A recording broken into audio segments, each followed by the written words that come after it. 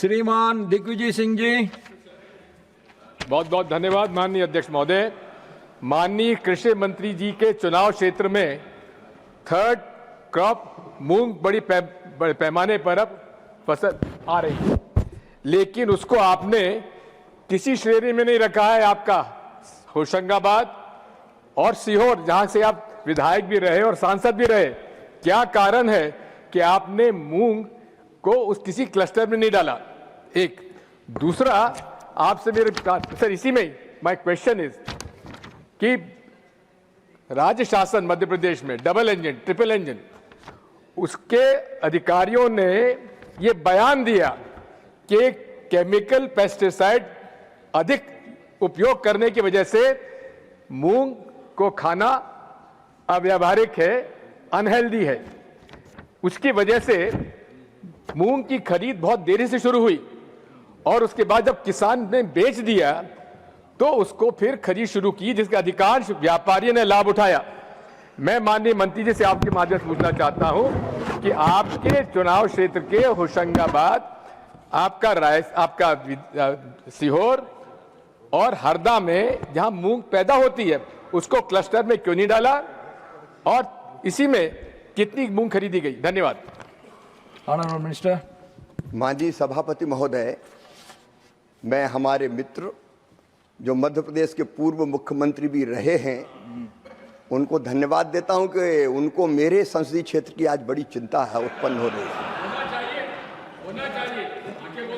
है। मैं तो धन्यवाद दे रहा हूं ना आप, लेकिन मैं ये भी कहना चाहता हूं कि जब वहां कांग्रेस की सरकार थी तो दलहन के उत्पादन कितना होता था वो बता दें।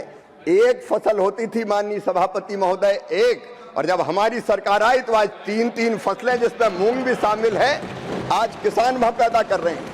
मूंग की खेती अगर बढ़ी तो वो तो ये स्वीकार करेंगे हमारी सिंचाई की व्यवस्था के कारण बढ़ी है और मूंग ने किसान को समृद्ध बनाने का काम किया है।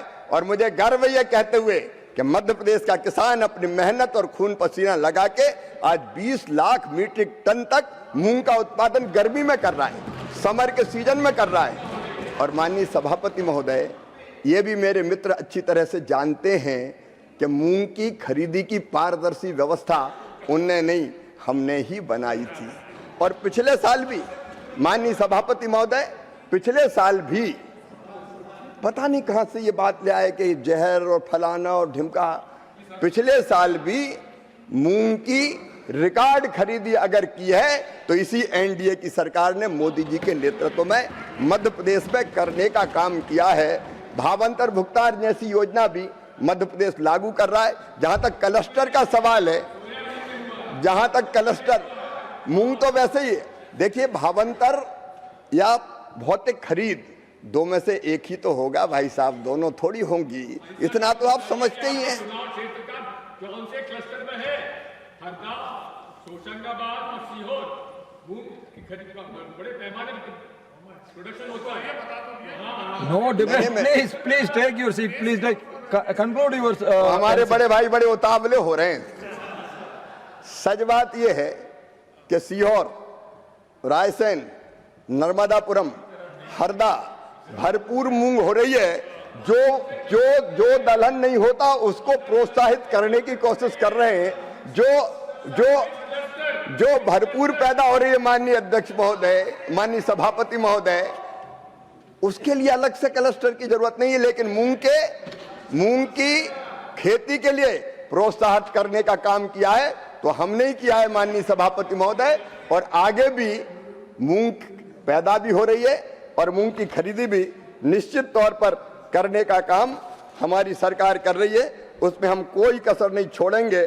माननीय सभापति महोदय, मूंग के फसल की वृद्धि के जो प्रयास किए थे वो भी हमने किए थे और खरीदी करने का काम भी हम ही कर रहे हैं। अब उनको परेशानी क्या है वो तो वो ही बता सकते हैं।